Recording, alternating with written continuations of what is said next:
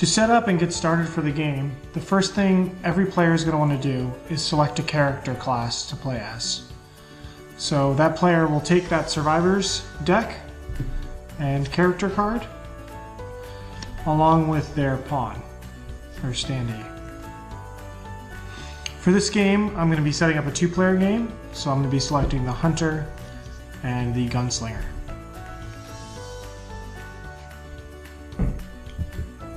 To set up your play area, take your survivor character card, place it next to your survivor deck, shuffle your survivor deck, take a hunger dice, and either set it to 1 and either place it on your card, or if you have the mat, you can use the hunger track at the bottom. Finally, you're going to make sure that you read your character ability, because there may be some corresponding text or setup instructions related to your character based on that. The gunslinger, for example, starts with his Colt pistol equipped with ammunition of 4. So you're going to take 4 bullet tokens and load the gun up with those bullets.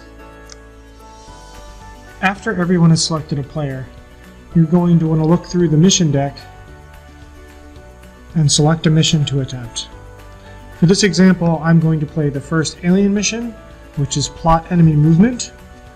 This card gives you a little flavor text, your objective.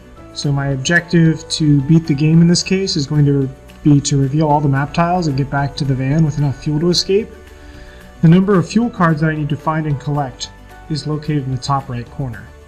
Finally, there is a boss setup instruction at the bottom.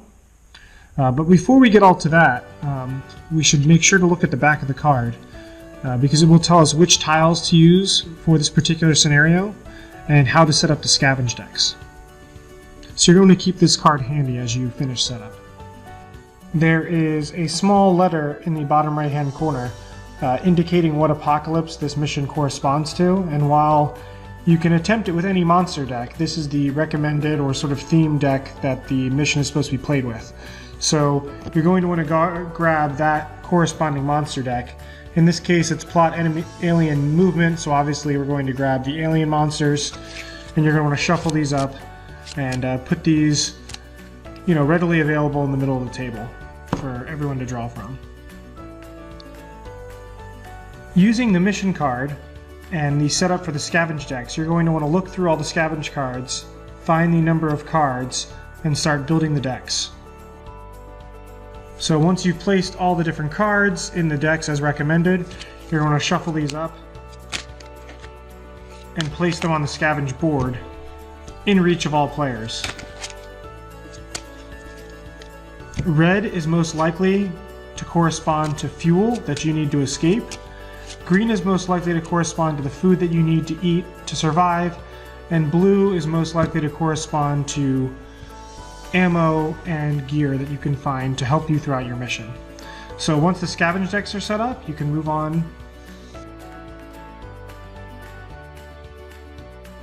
Again, that mission card gives you a lot of information. It also tells you what map tiles to use for the mission. So you're going to want to look through and get the corresponding map tiles for the mission and build the map.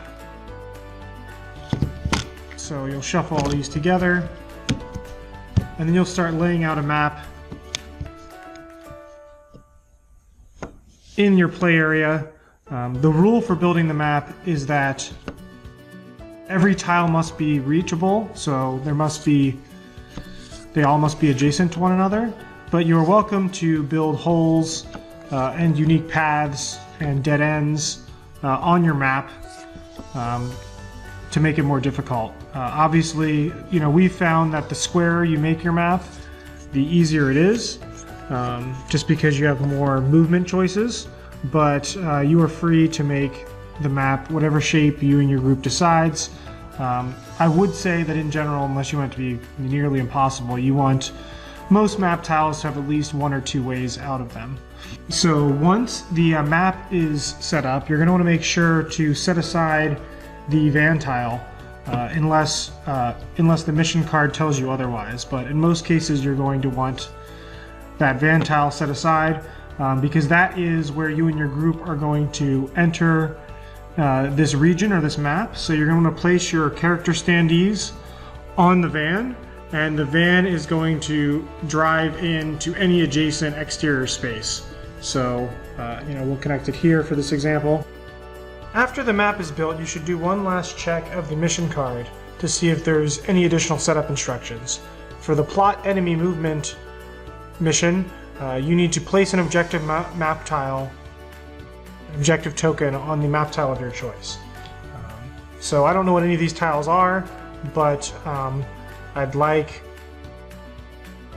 since I have to reveal them all, maybe I'll go over here, making it relatively close to the van where if something bad happens, I can get back, because that is where the boss is located. So there are two bosses. In the alien set. What you're going to do is randomly select one, set it off to the side. I like to put it near the objective token, so I remember to reveal it, and then return the other to the box. And this will be a surprise, stronger enemy that's going to pop out whenever we sort of choose to go to that tile location. Finally, to sort of finish up setup, every player will shuffle their deck and draw 4 cards to make up their starting hand.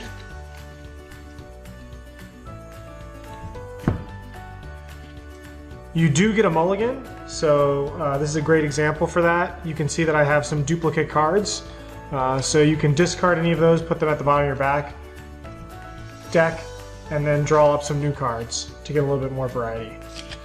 The final setup is sort of as your van approaches the region, it's very noisy, so in nearly every scenario, players start and draw a monster to make up their starting sort of situation or problem.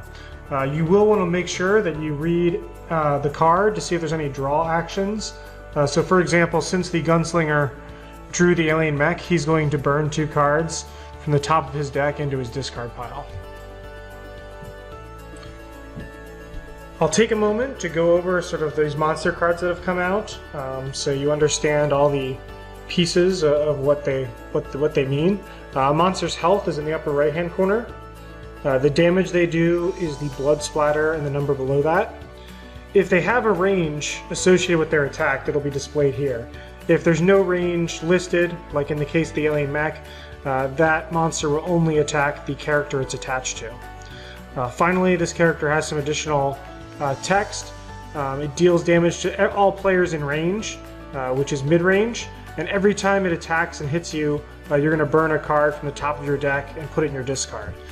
One of the things the alien monsters do is that they try to actually deck you out, because if you run out of cards and go to draw a card at the start of your turn, you can't. Your character is dead, and obviously if a player is eliminated, you lose as a team. So it's a fully cooperative game, and the aliens are sort of nasty in that they make you discard your deck a little faster than normal.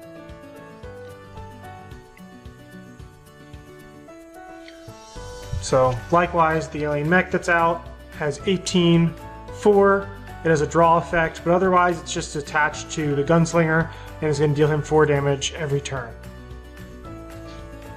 I forgot to mention that the game comes with some turn reference cards that every player can take.